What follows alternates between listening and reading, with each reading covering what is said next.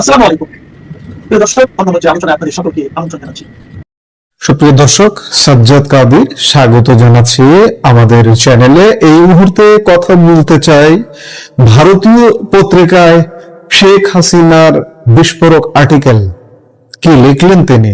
বাংলাদেশের রাজনৈতিক ইতিহাসের সবচেয়ে ঝোড়ো সময়ে দাঁড়িয়ে ভারতের প্রাচীনতম ইংরেজি দৈনিক দ্য পাইওনিয়ারে প্রকাশিত হলো সাবেক প্রধানমন্ত্রী শেখ হাসিনার এক অভূতপূর্ব ও বিস্ফোরক লেখা।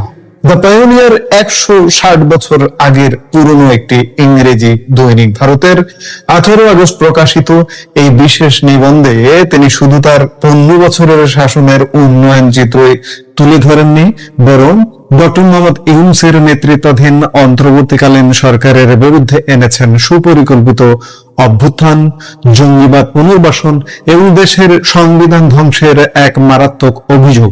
আজকের এই বিশেষ সংবাদ বিশ্লেষণে আমরা এই নিবন্ধের প্রতিটি দাবি, অভিযোগ ও ঐতিহাসিক পটভূমি নিখুঁতভাবে বিশ্লেষণ করব, যা বাংলাদেশ ও ভারতের ভূ রাজনীতির জন্য অত্যন্ত গুরুত্বপূর্ণ। শেখ হাসিনা তার লেখার শুরুতে একটি মূল বার্তা ঘোষণা করেছেন: গণতন্ত্র, সাংবিধানিক ধারাবাহিকতা এবং ধর্মীয় সম্প্রীতির পথ ধরেই বাংলাদেশকে পুনরায় পুনরুদ্ধার করতে হবে। তিনি বাংলাদেশকে একটি শান্তিকামী ও উদারপন্থী মুসলিম সংখ্যাগরিষ্ঠ রাষ্ট্র হিসেবে উল্লেখ করে সতর্ক করে দেন যে দেশটি আজ চরম ধ্বংসের দ্বারপ্রান্তে। তার দাবি, বিগত 15 বছরে বাংলাদেশ আওয়ামী লীগের শাসনামলে দেশটি শূন্য থেকে বিশ্বের 35তম বৃহত্তম অর্থনীতিতে উন্নীত হয়েছিল, অথচ তার ভাষায় ইউনূসের নেতৃত্বাধীন অসাংবিধানিক সরকার মাত্র অল্প সময়ের ব্যবধানে সেই ঐতিহাসিক অর্জনগুলোকে ধুলোয় মিশিয়ে দিয়েছে। নিবন্ধটিতে শেখ হাসিনা অত্যন্ত আবেগঘন ভাষায় জাতির পিতা বঙ্গবন্ধু শেখ মুজিবুর রহমান, জাতীয় চার নেতা এবং 71-এর মুক্তিযুদ্ধে আত্ম উৎসর্গকারী 30 লাখ শহীদের প্রতি গভীর শ্রদ্ধা নিবেদন করেন। একই সঙ্গে তিনি বাংলাদেশের স্বাধীনতা সংগ্রামে সব বিদেশি শক্তির অবদানের কথা স্মরণ করেন। তিনি উল্লেখ করেন, রক্তক্ষয়ী মুক্তিযুদ্ধের মাধ্যমে অর্জিত হলেও বাংলাদেশের গণতান্ত্রিক ও উন্নয়ন যাত্রা কখনোই সুগম ছিল না, বরং তা ছিল অত্যন্ত সংকটময়। 1975 সালের 15 আগস্ট সেই কালো রাতের স্মৃতিচারণ করে তিনি লেখেন, সেদিন তিনি তার বাবা, জাতির পিতা বঙ্গবন্ধু শেখ মুজিবুর রহমান, মা, 3 ভাই এবং 2 ভাবি সহ পরিবারের 18 জন সদস্যকে হারান। কেবল তিনি ও তার ছোট বোন শেখ রেহানা জার্মানিতে অবস্থান করায় বেঁচে যান। এরপর দীর্ঘ 6 বছর তাদের নির্বাসিত জীবন কাটাতে হয়। 1981 সালে যখন তিনি দেশে ফেরেন, তখন ঘাতকেরা মুক্ত আকাশে ঘুরে বেড়াচ্ছিল এবং তাদের জন্য ছিল চরম আইনি দায় মুক্তি বা ইন্ডেমনিটি। যুদ্ধাপরাধীরা জেল থেকে ছাড়া পেয়েছিল। তিনি লেখেন, আপনজনদের বিচার চাওয়ার কোনো অধিকার সেদিন তার ছিল না। এমনকি এক বিভীষিকাময় পরিস্থিতিতে দেশে ফিরে এসে 1981 সালে তিনি দলীয় প্রধানের দায়িত্ব নেন। শেখ হাসিনা স্বীকার করেন, সেই সময় তিনি সভাপতি হতে প্রস্তুত ছিলেন না, কিন্তু দলীয় নেতাকর্মীদের আকাঙ্ক্ষা এবং বাবার স্বপ্নের বাংলাদেশ গড়ার দায়িত্ববোধ থেকে তিনি সেই পথ বেছে নেন। তিনি উল্লেখ করেন, দীর্ঘদিন দেশটি সামরিক স্বৈরশাসকদের অধীনে ছিল। অভ্যুত্থান ও পাল্টা অভ্যুত্থানের মাধ্যমে ক্ষমতা বদল হতো। তার মূল লক্ষ্য ছিল গণতন্ত্র পুনঃপ্রতিষ্ঠা, আঞ্চলিক সম্প্রীতি রক্ষা এবং জনগণের অর্থনৈতিক মুক্তি নিশ্চিত করা, যেটি ছিল বঙ্গবন্ধুর মূল স্বপ্ন। আওয়ামী লীগের আদর্শ হিসেবে তিনি ধর্মনিরপেক্ষতা, অসাম্প্রদায়িক রাজনীতি, গণতন্ত্র এবং সকল নাগরিকের সমান অধিকারের কথা তুলে ধরেন।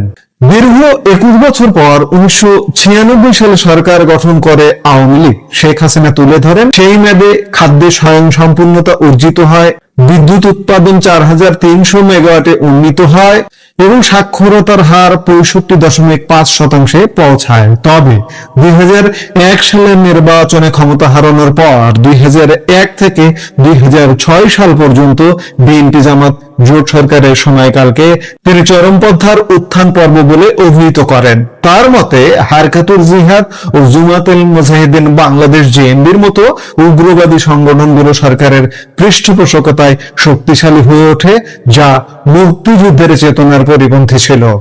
2008 সালের নির্বাচনে বিজয়ী হয়ে 2009 সালে ক্ষমতায় ফেরার পর আওয়ামী লীগ সন্ত্রাসবাদ দমনে কঠোর ব্যবস্থা গ্রহণ করে।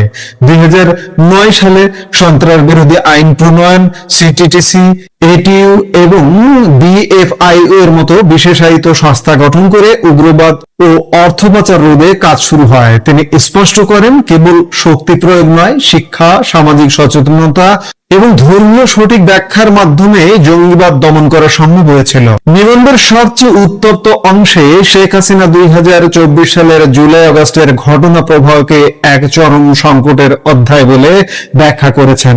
তার অভিযোগ, কোটা আন্দোলনের সুযোগ নিয়ে ডক্টর মোহাম্মদ ইউনূসের নেতৃত্বে একটি সুপরিকল্পিত ষড়যন্ত্রের মাধ্যমে একটি নির্বাচিত সরকারকে উৎখাত করা হয়েছে। তিনি সুনির্দিষ্ট কিছু চাঞ্চল্যকর পরিসংখ্যান তুলে ধরে বলেন, 460টি থানা পুড়িয়ে দেওয়া হয়েছে এবং আইন শৃঙ্খলা বাহিনীকে সম্পূর্ণ অকার্যকর করে ফেলা হয়েছে। পুলিশ সদস্যদের নির্মমভাবে হত্যা করে ওভারব্রিজে ঝুলিয়ে রাখা হয়েছে। কারাগারে হামলা চালিয়ে Ansarullah Bangla team, Hizbut Tahrir, Harkatul Jihad ও জেএমবির মতো নিষিদ্ধ জঙ্গি সংগঠনের তালিকাভুক্ত শীর্ষ সন্ত্রাসীদের মুক্ত বা জামিন করে বের করা হয়েছে। হিন্দু, খ্রিস্টান, বৌদ্ধ, আহমদিয়া সম্প্রদায় এবং সুফি মাজারগুলোতে হামলা ও ভাঙচুর চালিয়ে ঐতিহাসিক, সামাজিক ও ধর্মীয় সম্প্রীতি বিনষ্ট করা হয়েছে। শেখ হাসিনার স্পষ্ট দাবি, এই আন্দোলন কোনো স্বতঃস্ফূর্ত ছাত্র আন্দোলন ছিল না। ডক্টর ইউনূস, তারেক রহমান এবং জামায়াত মিলে লাশ ফেলার রাজনীতির মাধ্যমে সরকার পতনের নকশা বাস্তবায়ন করেছে। শেখ হাসিনা একটি বড় প্রশ্ন উত্থাপন করেছেন। তিনি 18 জুলাই প্রতিটি হত্যাকাণ্ড ও সহিংসতার ঘটনার তদন্তে বিচার বিভাগীয় তদন্ত কমিশন গঠন করেছিলেন। অন্তর্বর্তীকালীন সরকার ক্ষমতায় এসে তা কেন স্থগিত করল? তার মতে, যারা প্রকৃত খুনিদের রক্ষা করতে চায় তারাই স্বাধীন তদন্তে ভয় পায়। এই দায় মুক্তি প্রদানই প্রমাণ করে যে প্রকৃত অপরাধী কারা। তিনি বর্তমান আইন শৃঙ্খলা পরিস্থিতির ভয়াবহ চিত্র তুলে ধরে বলেন, সাবেক প্রধান বিচারপতিকে মিথ্যা মামলায় হ্যান্ডকাপ পরিয়ে আদালতে তোলা হয়েছে। বিচারকদের উপর রামদা, চাইনিজ কুড়াল ও লাঠি সোটা নিয়ে হামলা চালিয়ে পদত্যাগে বাধ্য করা হয়েছে। আইনজীবী, সাংবাদিক, সাংস্কৃতিক কর্মী এবং আওয়ামী লীগের নেতাকর্মীদের হত্যা, নির্যাতন ও গ্রেপ্তার করা হচ্ছে। নারী ও শিশুরা চরম নিরাপত্তাহীনতায় ভুগছে। অর্থনৈতিক বিপর্যয়ের কথা উল্লেখ করে তিনি বলেন, 2021 সালে বাংলাদেশ উন্নয়নশীল দেশে উন্নীত হয়েছিল। দারিদ্র্যের হার 18.7% এবং চরম দারিদ্র্য 5.6% নেমেছিল। কিন্তু গত 2 বছরে সমস্ত অর্জন ধূলিসাৎ হয়ে গেছে। এমনকি সময় মতো টিকা না পেয়ে শত শত শিশুর মৃত্যুর ঘটনাও ঘটেছে। দর্শক, এতদিন শেখ হাসিনার অডিও বক্তব্য আমরা প্রায়শই শুনে আসছি। প্রায়শই তিনি অডিও বক্তব্যে অংশ নেন তার পেজে, তার দলের পেজে, ইউটিউব চ্যানেলে। তিনি ইন্টারভিউ দেন বিভিন্ন পৃথিবীর বিভিন্ন নামি দামি গণমাধ্যমে। এই যাবৎ বহু ইন্টারভিউ দিয়েছেন। সামনে আরো ইন্টারভিউ প্রকাশের অপেক্ষায় আছে, কিন্তু তার লেখা খুব কম বলা যায়। আমার যতদূর মনে পড়ে এটি মনে হয় তিনি নিজে কোনো একটা আর্টিকেল লিখলেন প্রথম। আমার ঠিক এই মুহূর্তে স্মরণ পড়ছে না যে গত 2 বছরে আর কোনো আর্টিকেল নিজে লিখেছেন কিনা। যেটি হোক, এই আর্টিকেলটি নিঃসন্দেহে তাৎপর্যপূর্ণ। নিবন্ধের শেষে শেখ হাসিনা বিশ্ব সম্প্রদায় ও দেশবাসীর উদ্দেশ্যে তার মূল বার্তা পুনর্ব্যক্ত করেন। তিনি স্পষ্ট জানান, উগ্রবাদ, সহিংসতা বা ধর্মনিরপেক্ষ ভিত্তিকে ধ্বংস করে বাংলাদেশের সংস্কার হতে পারে না। বাংলাদেশের উন্নয়ন, নিরাপত্তা, গণতন্ত্র এবং সাংবিধানিক ধারা ফিরিয়ে আনায় এখন একমাত্র পথ একটি স্থিতিশীল, ধর্মনিরপেক্ষ ও গণতান্ত্রিক বাংলাদেশ কেবল দক্ষিণ এশিয়ার জন্যই নয়, বরং সমগ্র বিশ্বের নিরাপত্তার স্বার্থেই অপরিহার্য। দর্শক বন্ধুরা, দ্য পায়োনিয়ার পত্রিকায় শেখ হাসিনার লেখা এই নিবন্ধটি বাংলাদেশের বর্তমান রাজনৈতিক প্রেক্ষাপটে এবং যারা আমাদের প্রতিবেশী দেশ আছেন যেমন ভারত, সেখানেও আলোচনার সূত্রপাত করেছে। এই বক্তব্য ও বিশ্লেষণ সম্পর্কে আপনার মতামত কি? নিচে কমেন্ট করে জানাতে পারেন। চ্যানেলটি সাবস্ক্রাইব করে সাজ্জাদ কাদির ইউটিউব চ্যানেলের সাথেই থাকুন। ধন্যবাদ। দেখা হবে পরবর্তী ভিডিওতে। সে পর্যন্ত ভালো থাকুন। আমাদের ভিডিওগুলো নিয়মিত পেতে সাবস্ক্রাইব করুন সাজ্জাদ কাদির ইউটিউব চ্যানেল এবং লাইক কমেন্ট শেয়ার করে সাথে থাকুন। ক্যালকাটা ডায়ালগস থেকে মনোজ দাস বলছি। বাংলাদেশে আশ্রয় নেওয়া রোহিঙ্গাদের নিয়ে মিয়ানমার থেকে অবশেষে এমন একটি ঘোষণা এসেছে যাকে একদিকে বলা যায় অত্যন্ত তাৎপর্যপূর্ণ, অন্যদিকে এই ঘোষণাকে এখনই রোহিঙ্গা প্রত্যাবাসনের সূচনা বলে ধরে নিলে বিরাট ভুল হবে। মিয়ানমারের সামরিক সমর্থিত সরকার জানিয়েছে বাংলাদেশে থাকা 3,08,797 জন বাস্তুচ্যুত মানুষকে তারা রাখাইন প্রদেশের সাবেক বাসিন্দা হিসেবে যাচাই প্রক্রিয়া শেষ করেছে। তাদের ভাষায়, রাখাইনের নিরাপত্তা পরিস্থিতি স্থিতিশীল হলে এই মানুষদের মিয়ানমারে ফিরিয়ে নেওয়া হবে। একটু ভেবে দেখুন, যে মিয়ানমার সরকার বছরের পর বছর রোহিঙ্গাদের নিজেদের দেশের মানুষ বলেই স্বীকার করতে চায়নি, তাদের রোহিঙ্গা না বলে বাঙালি অথবা বাংলাদেশ থেকে আসা অবৈধ অভিবাসী বলে চিহ্নিত করেছে, সেই সরকার এখন 3 লক্ষের বেশি মানুষের বিষয়ে লিখিতভাবে মেনে নিয়েছে, হ্যাঁ, এরা রাখাইনের সাবেক বাসিন্দা। এটা কি তাহলে রোহিঙ্গা সমস্যার সমাধানের দরজা খুলে দিল, নাকি দরজার সামনে শুধু একটি সাইনবোর্ড কেবল টাঙিয়ে দিল, কিন্তু দরজাটা এখনো বন্ধই থেকে গেল? আজ আমরা এই ঘোষণার প্রতিটি দিক, মায়ানমার যে ঘোষণা করেছে তার প্রতিটি দিক সহজ ভাষায় বুঝে নেব। প্রথমে সংখ্যাগুলো পরিষ্কার করে নেওয়া যাক। বাংলাদেশ মোট 8,28,824 জনের নাম মিয়ানমারের হাতে দিয়েছিল। মিয়ানমার সরকারের দাবি 2026 সালের 31শে জুলাই পর্যন্ত তারা 4,26,545 জনের পরিচয় যাচাই করে ফেলেছে। এই যাচাই করা মানুষদের মধ্যে 3,08,797 জনকে রাখাইনের সাবেক বাসিন্দা হিসেবে তারা মেনে নিয়েছে, আর 1,13,507 জনের তথ্য যাচাই করা যায়নি বলে দাবি করেছে। এছাড়া 4,241 জনের বিরুদ্ধে সন্ত্রাসবাদী কার্যকলাপের সঙ্গে যুক্ত থাকার অভিযোগ তুলেছে মিয়ানমার। অর্থাৎ বাংলাদেশ যে সম্পূর্ণ তালিকা দিয়েছিল তার প্রায় অর্ধেকের যাচাই এখনো বাকি, আর যাদের যাচাই হয়েছে তাদেরও সবাইকে গ্রহণযোগ্য বলে মেনে নেওয়া হয়নি। এখানে আরেকটি সূক্ষ্ম কিন্তু গুরুত্বপূর্ণ বিষয় আছে। মিয়ানমার সরকার এই মানুষদের রোহিঙ্গা নাগরিক বলেনি, তাদের রোহিঙ্গা বলেনি, তাদের মিয়ানমারের নাগরিক বলেও স্বীকৃতি দেয়নি। বলা হয়েছে they are former residents of Rakhine state, অর্থাৎ রাখাইন রাজ্যের সাবেক বাসিন্দা ছিল। সাবেক বাসিন্দা হিসেবে পরিচয় যাচাই এবং নাগরিকত্ব স্বীকার, এই দুটোর মধ্যে আইনি ও রাজনৈতিক ব্যবধান কিন্তু কম নয়, বিরাট। এই ঘোষণায় সেই ব্যবধান কিন্তু একটু দূর হয়নি। তাহলে এই ঘোষণাটির গুরুত্ব কোথায়? গুরুত্ব আছে মূলত তিনটি জায়গায় গুরুত্ব আছে। প্রথমত, এত বিপুল সংখ্যক মানুষের সঙ্গে রাখাইনের একটা আনুষ্ঠানিক যোগসূত্র মিয়ানমার নিজের সরকারি নথিতে অবশেষে মেনে নিল। ভবিষ্যতে মিয়ানমার যদি আবার বলে এরা সবাই বাংলাদেশ থেকে যাওয়া অনুপ্রবেশকারী, তাহলে তার নিজের পররাষ্ট্র মন্ত্রকের এই বিবৃতি সেই দাবির বিরুদ্ধে প্রমাণ হিসেবে ব্যবহার করতে পারবে বাংলাদেশ। দ্বিতীয়ত, রোহিঙ্গা প্রত্যাবাসনের আলোচনায় এতদিন প্রথম বাধাই ছিল পরিচয় যাচাই। মিয়ানমার বলতো কে রাখাইনের বাসিন্দা ছিলেন, তার প্রমাণ কোথায়? এখন অন্তত 3 লক্ষের বেশি মানুষের ক্ষেত্রে মিয়ানমার নিজেই বলেছে হ্যাঁ, পরিচয় যাচাই হয়েছে।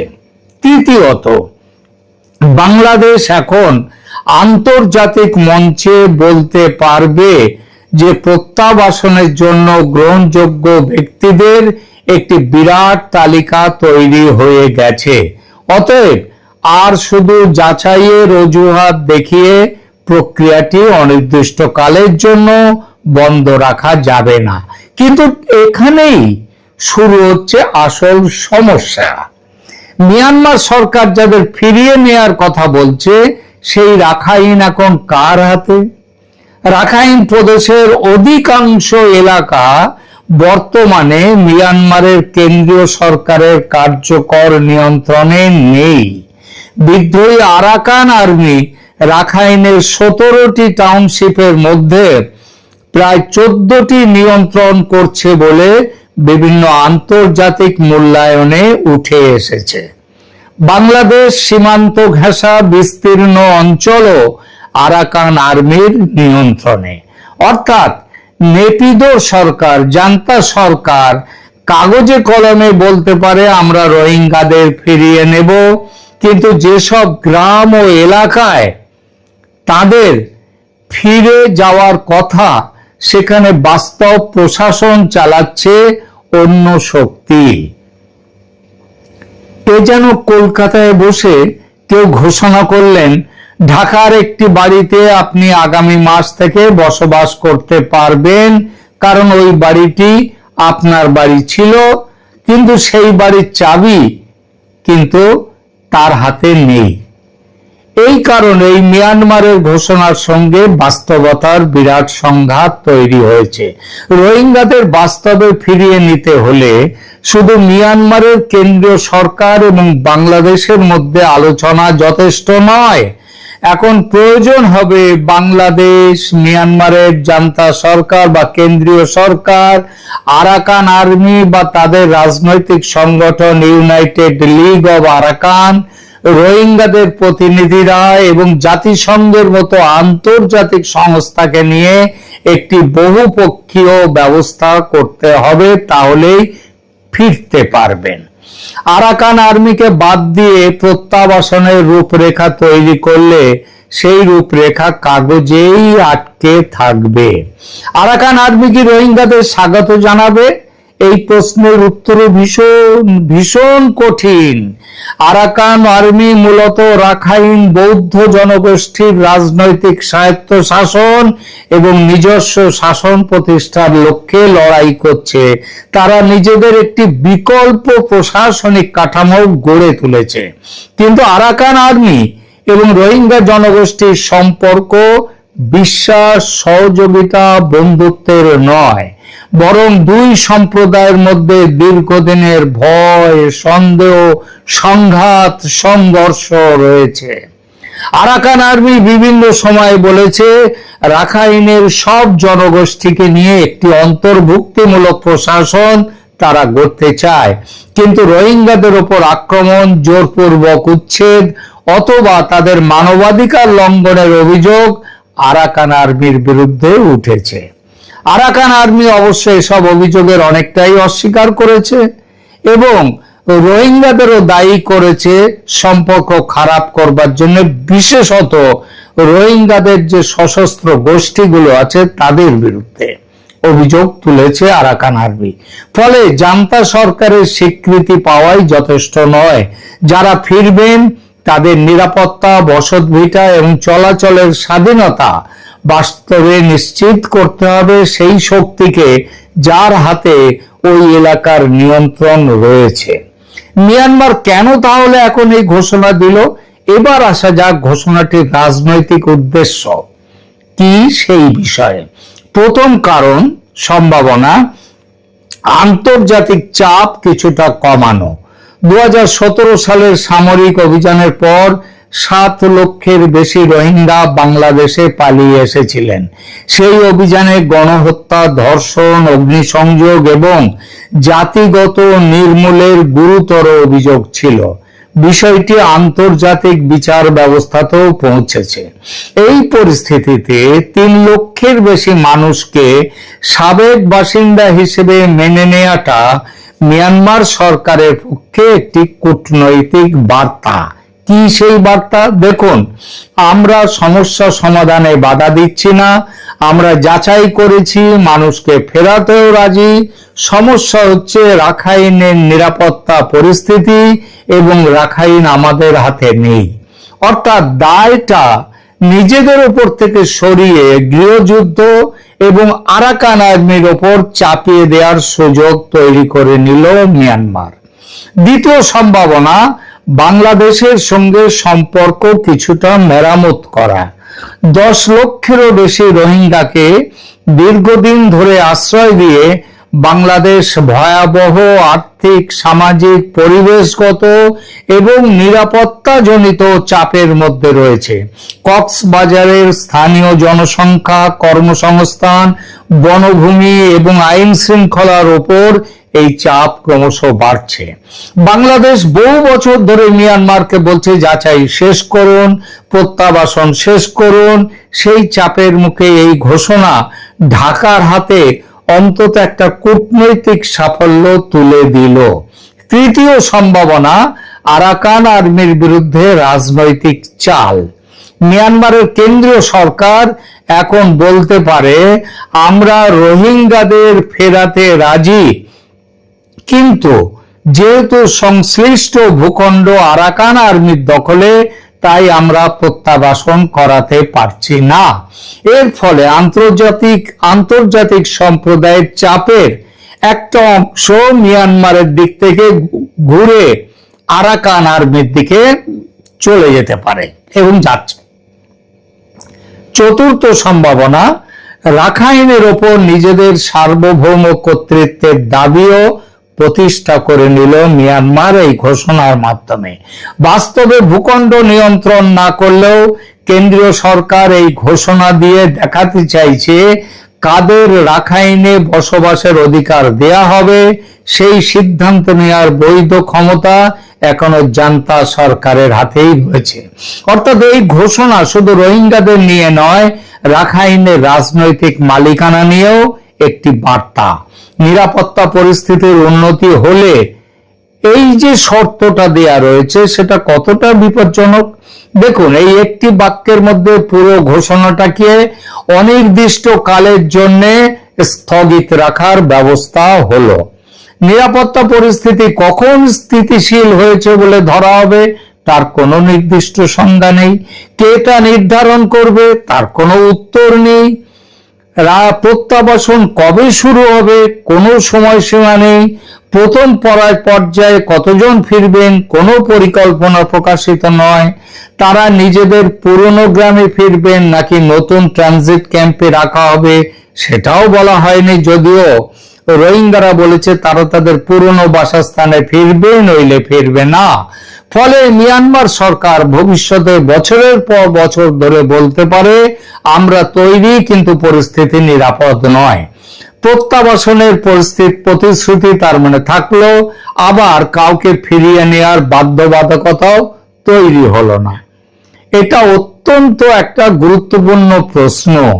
রোহিঙ্গারা নিজেদের দেশে ফিরতে চান, এ নিয়ে সন্দেহ নেই, কিন্তু তারা কাঁটাতারে ঘেরা আর একটা বন্দি শিবিরে ফিরে যেতে চান না।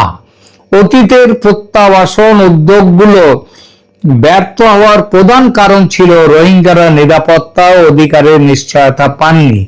জাতিসংঘের নীতি পরিষ্কার, প্রত্যাবাসন হতে হবে স্বেচ্ছামূলক, নিরাপদ, মর্যাদাপূর্ণ এবং টেকসই। ইউএনএইচসিআর এর প্রত্যাবাসন নীতি এই প্রসঙ্গে তারা বারবার জাতিসংঘ তুলে ধরেছে। এর অর্থ কাউকে জোর করে পাঠানো যাবে না, ফিরে যাওয়ার পর আবার আক্রমণের শিকার হওয়ার আশঙ্কা থাকবে না, নিজের পুরনো বসত ভিটায় ফেরার সুযোগ থাকতে হবে, শিক্ষা, চিকিৎসা, জীবিকা এবং স্বাধীনভাবে চলাচলের অধিকার থাকতে হবে, সবচেয়ে বড় কথা নাগরিকত্ব অথবা নাগরিকত্ব পাওয়ার একটি স্পষ্ট ও বিশ্বাসযোগ্য পথ থাকতে হবে। শুধু আপনি একসময় রাখাইনে থাকতেন বললেই সমস্যার সমাধান হয় না।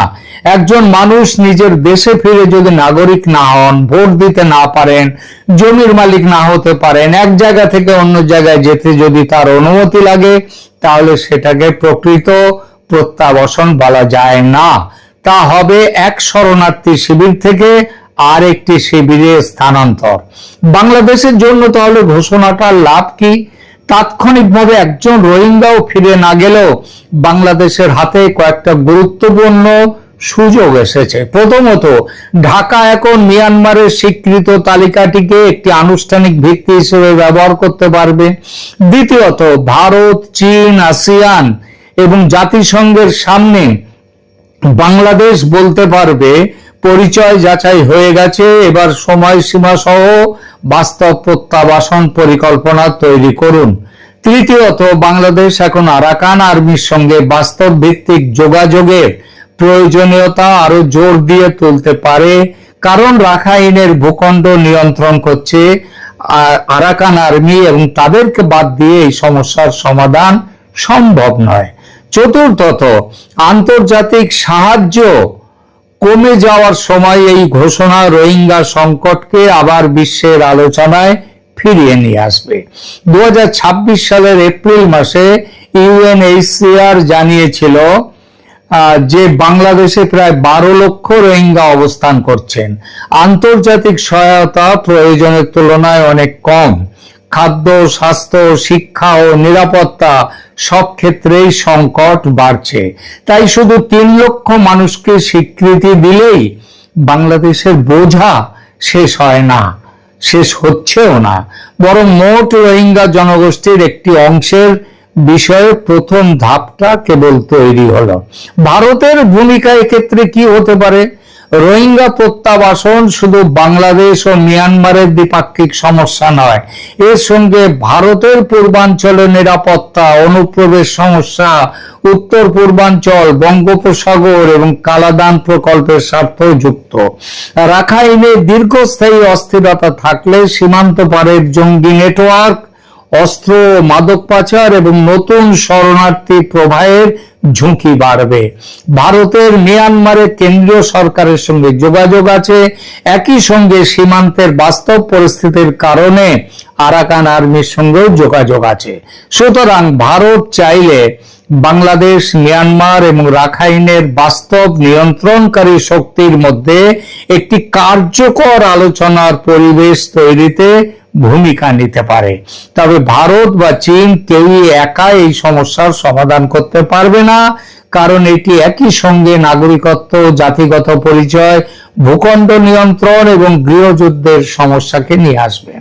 এখন কোন 5টা বিষয় দেখতে হবে? এই ঘোষণাটা সত্যি প্রত্যাবাসনের দিকে এগোচ্ছে নাকি শুধুই কূটনৈতিক প্রচার, তা বুঝতে আগামী দিনে 5টা বিষয়ে লক্ষ্য রাখতে হবে। 1, মিয়ানমার কি প্রত্যাবাসনের নির্দিষ্ট সময়সীমা দেয় কিনা?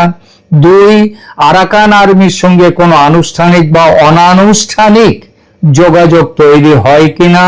3, ফিরে যাওয়া ব্যক্তিদের নাগরিকত্ব পরিচয়পত্র নিয়ে কি প্রতিশ্রুতি দেয়া হবে? 4, রোহিঙ্গা প্রতিনিধিদের আলোচনায় রাখা হবে কিনা? 5, প্রত্যাবাসন পর্যবেক্ষণে ইউনাইটেড নেশনস হিউম্যান কমিশন তারা অন্যান্য আন্তর্জাতিক সংস্থাকে স্বাধীনভাবে কাজ করতে দেয় কিনা। এই 5টি প্রশ্নের সন্তোষজনক উত্তর না পাওয়া পর্যন্ত 3 লক্ষ মানুষের স্বীকৃতি একটি গুরুত্বপূর্ণ কূটনৈতিক নথি হলেও পূর্ণাঙ্গ প্রত্যাবাসন পরিকল্পনা এটা নয়। সবশেষে একটা কথা পরিষ্কারভাবে বলা প্রয়োজন, এই ঘোষণাকে খাটো করে দেখা উচিত নয়, কারণ মিয়ানমার আনুষ্ঠানিকভাবে অন্তত মেনে নিয়েছে বাংলাদেশে থাকা অন্তত 3,08,797 জন মানুষ রাখাইনের সাবেক বাসিন্দা। এটা ভবিষ্যৎ আলোচনা, আন্তর্জাতিক চাপ এবং প্রত্যাবাসনের আইনি ভিত্তির ক্ষেত্রে অত্যন্ত গুরুত্বপূর্ণ, কিন্তু একই সঙ্গে অকাল উচ্ছ্বাসেরও কোনো কারণ নেই। যে সরকার ফিরিয়ে নেয়ার প্রতিশ্রুতি দিয়েছে সেই সরকারের হাতে ওই ভূখণ্ডের নিয়ন্ত্রণ নেই। যে মানুষদের ফিরিয়ে নেওয়া হবে তাদের নাগরিকত্বের নিশ্চয়তা নেই। যে নিরাপত্তার কথা বলা হয়েছে সেই নিরাপত্তা কবে প্রতিষ্ঠিত হবে তারও কোনো সময়সীমা নেই। আর যে আরাকান আর্মি রাখাইনের অধিকাংশ এলাকা নিয়ন্ত্রণ করছে তাদের সঙ্গে কোনো প্রকাশ্য সমঝোতা এখনো পর্যন্ত নেই। তাই আজকের ঘোষণার সবচেয়ে যথাযথ মূল্যায়ন এটাই, বরফ গলতে শুরু করেছে কিন্তু ফেরার রাস্তা এখনো খোলেনি। আপাতত এখানেই রাখছি। ভিডিওটি ভালো লাগলে লাইক করুন, শেয়ার করুন এবং চ্যানেলটি সাবস্ক্রাইব করে সঙ্গে থাকুন। নমস্কার।